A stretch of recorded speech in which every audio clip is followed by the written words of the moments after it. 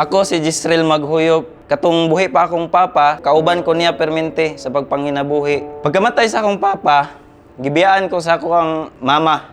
Katong elementary ko, gusto ko magpadayon og eskwela.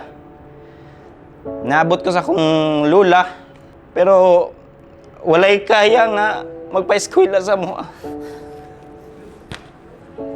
Sa bata na ko nga pangidaron, gusto ko makalampos og eskwela kaya working student ko, gikan elementary, hantod high school. Nagtrabaho ko sa gingan, naging merchandiser ko, naging bagger ko. Nangandoy po ko na maka-abroad. Nag-process ko og passport, pero gihatag ni Lord na kani nga travel, libre. First time na ako nakauban sa Sante nga free travel.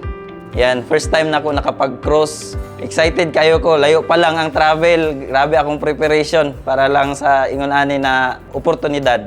Nindot kayo ang experience Singapore ug Thailand.